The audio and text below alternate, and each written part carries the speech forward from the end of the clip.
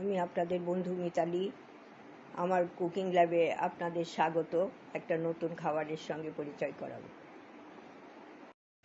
বন্ধুরা, আমি আজকে কাঁচা আমের পাল্প বার করে সেটা দিয়ে আর নানা রকম রেসিপি করব, তখন দেখিয়ে দেবো। এই জন্য আমি এই আম কেটে নিচ্ছি, আমি বটিতেই কাটছি আমগুলো, তারপরে এই টুকরো টুকরো করে নিচ্ছি। তারপর আমি এগুলো সিদ্ধ করে নেব, সিদ্ধ করে তারপর ছাঁকনিতে ছেঁকে পাল্পটা বার করে নেব।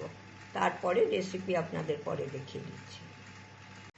বন্ধুরা, আমি এই আম সিদ্ধ করে আমের পাল্পটা ছাঁকনিতে ছেঁকে নিয়েছি। আমটা ছাঁকনিতে ছেঁকে পাল্পটা বার করে নিয়েছি।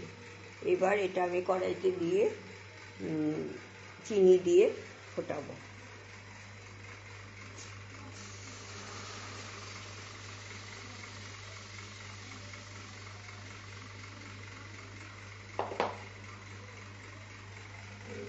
চিনি দিয়ে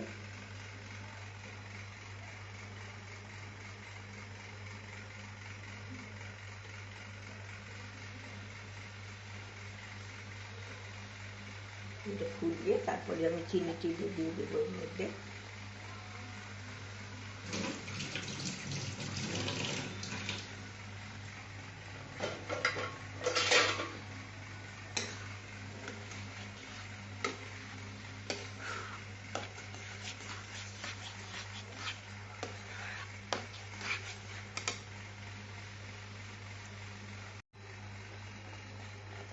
আমি তো এটা চিনি দিয়ে ফুটিয়ে একটু কমিয়ে এনেছি, প্রায় হয়েই এসছে জেলিটা।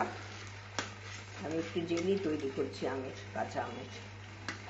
আমি রং টং কিছু ইউজ করছি না, এর যে ন্যাচারাল কালারটাই রয়েছে। এই যে রংটা খুব একটা পছন্দ করি না, মাঝে সাঝে কোনো জিনিসে দিতে হয় আর কি, যতটা পারি অ্যাভয়েড করি। আর এই জেলি টেস্টিং একটা আছে, জেলি টেস্ট করবার জন্য আমি আপনাদের দেখিয়ে দিচ্ছি। আমি একটা প্লেটের মধ্যে একটু নিয়ে নিলাম। এই যে দেখুন, এটা গড়িয়ে একটুখানি আসবে, তারপরে আর কিন্তু গড়িয়ে জোর করে পড়ে যাবে না, তারপরে থেমে যাবে। এই যে এরকম হলেই বুঝতে হবে যে জেলিটা তৈরি হয়ে গেছে।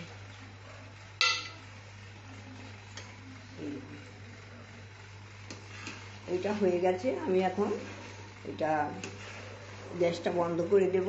গ্যাসটা বন্ধ করে তারপর ঠান্ডা করে শিশিতে ভরে রাখবো। বন্ধুরা, আমার জেলিটা হয়ে গেছে। কাঁচা আমের জেলি একটু হলদে হলদে লাগছে, কিন্তু আমি রং ইউজ করি না বেশি, সেই জন্য হয়তো সবুজ রং দিলে একটু ভালো লাগতো আর একটু, কিন্তু টেস্টের তো কিছু হেরফের হবে না, টেস্ট ঠিকই আছে। আর আপনারা তৈরি করবেন এইভাবে।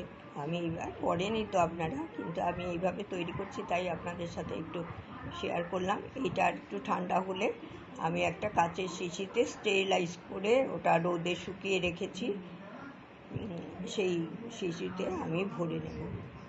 আর যখন বার করবেন তখন ওই চামচে যাতে জল না থাকে, আর মুখটা খুলে রাখবেন না বেশিক্ষণ, না হলে নষ্ট হয়ে যাবে। আমি কোনো এখানে প্রিজারভেটিভ দিইনি, এমনি করেছি। এটা তো চিনিটাই একটা প্রিজারভেটিভ, সেটাতেই হয়ে যায়। করবেন এইভাবে। আপনারা আমার সঙ্গে থাকার জন্য আপনাদের ধন্যবাদ।